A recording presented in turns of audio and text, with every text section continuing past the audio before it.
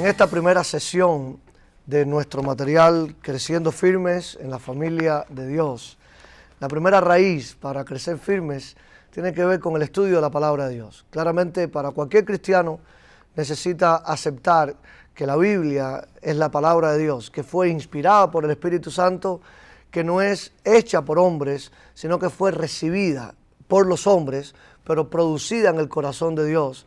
El Espíritu Santo inspiró a sus hombres que escribieran todas estas cosas que ya estaban en el corazón de Dios. Pero a nosotros nos es dada la tarea de interpretarlas. A nosotros nos es dada esa tarea difícil a veces de entenderla, cuando aún la Biblia es una recopilación. Estamos hablando de unos 66 libros escritos a lo largo de más de 2000 años. Así que es una dura tarea histórica, es una dura tarea, vamos a decir, cultural, semántica, lingüística, que involucra la interpretación de la Biblia. Sin embargo, hay algunos conceptos muy importantes que podemos poner como base para que podamos entender la Biblia y para que podamos lanzarnos a estudiarla. El primer concepto importante es que la revelación fue progresiva. La Biblia no se escribió en un día, como ya dije, ni tampoco se reveló toda de una vez, sino que Dios se reveló a sí mismo progresivamente. A lo largo de muchos años, a Moisés le dijo, yo soy el que soy. Sin embargo, más adelante a los profetas le reveló mucho más sobre su corazón. Y finalmente se reveló Él mismo en la persona de Jesucristo, haciéndose hombre. O sea, Dios se hace hombre, se encarna, viene a la tierra, y luego el Espíritu Santo se encargó de completar esta revelación en la persona de Pablo, de los discípulos que continuaron predicando la palabra, hasta que llegamos a Juan, aquel último que escribió Apocalipsis. Así que vemos una relación histórica donde Dios va hablando más de sí mismo, progresivamente se va revelando más. También lo vemos en los hechos históricos. Cada hecho histórico, desde Moisés hasta el Apocalipsis, va revelando también más del plan de Dios, más de la salvación que había en Dios. Por ejemplo, en el Antiguo Testamento usted puede leer de muchas ceremonias de animales, de ofrendas de flor de harina, de aceite. Todas estas cosas eran símbolos, porque luego cuando Jesús vino, muchos años después, Él dice, yo soy la luz del mundo, como aquel candelero que tenía que brillar todo el tiempo. Yo soy el pan de vida. Así la gente podía asociar que todos aquellos símbolos que ellos tenían para adorar y para ser representados, pues ahora estaban completamente cumplidos en la persona de Jesucristo. Así que hay una relación progresiva. Y cuando yo voy a leer la Biblia y cuando voy a estudiar la Biblia, me conviene entender esto. Que si yo leo los primeros 5 libros de la Biblia, Génesis, Éxodo, Levítico, si empiezo a leer por allí, tengo que entender que Jesús todavía no había venido a la tierra. Por tanto, en el momento, la revelación que se está dando es limitada.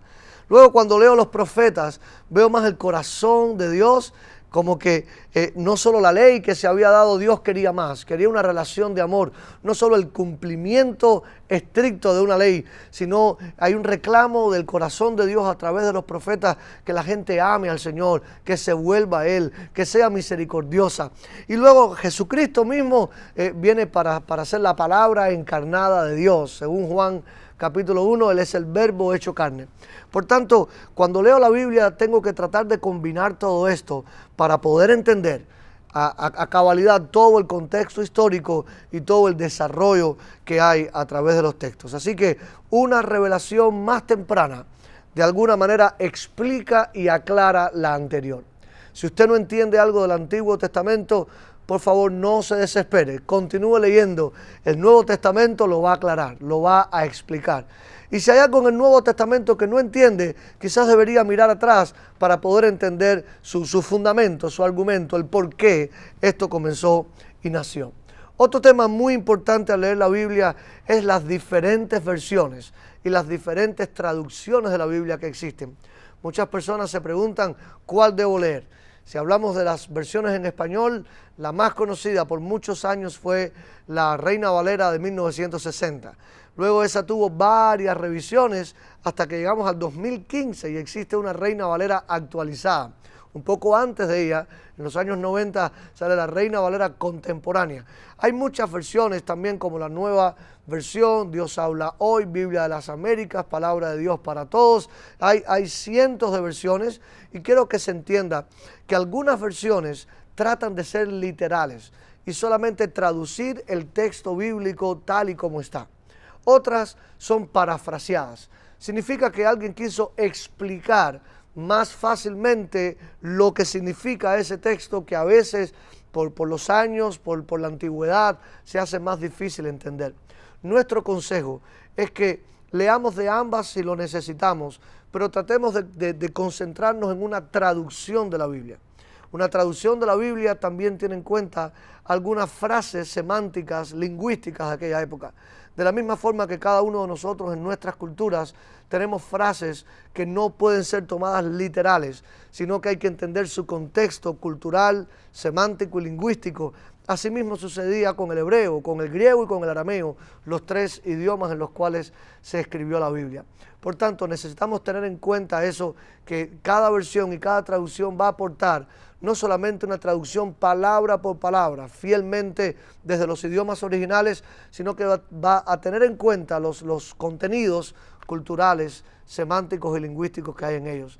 Así que no se asuste porque vea también que en ciertas versiones o traducciones de la Biblia no hay algunos textos que sí hay en otras. Déjeme explicar esto rápidamente.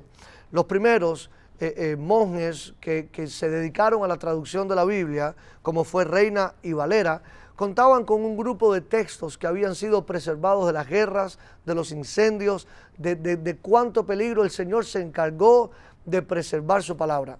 Y de ahí partieron ellos para hacer esas primeras versiones, igual en el inglés, la King James. Sin embargo, después de algún tiempo, se dieron cuenta, mientras más descubrimientos hubo, el tiempo pasó y empezaron a aparecer otros textos, como los de la cueva de Qumran, y anterior a esos otros, que cuando los estudiaban se daban cuenta que habían ciertas diferencias, pero que estos textos a la vez eran mucho más antiguos que los textos con los que contaba Reina Valera y King James.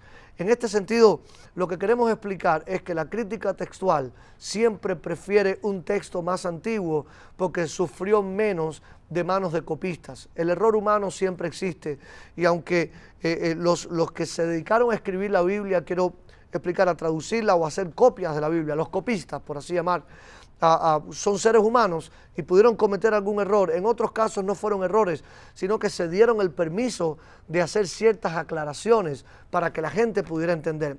Tales aclaraciones, al pasar el tiempo y a ser copiadas y copiadas y copiadas, fueron formando parte del texto mismo, hasta que textos más antiguos aparecen y se dan cuenta, wow, esto no era parte del texto original, sino que eran aclaraciones, añadiduras que se fueron haciendo.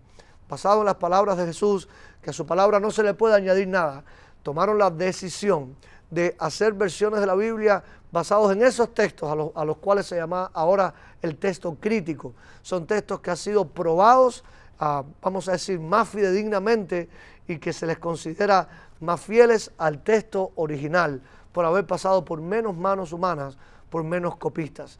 Así que cuando usted vea una Biblia que le falta algún texto, no crea que la Biblia está errada. Si se da cuenta, ninguna de sus doctrinas sufre peligro. Toda la enseñanza de la Biblia permanece intacta e íntegra.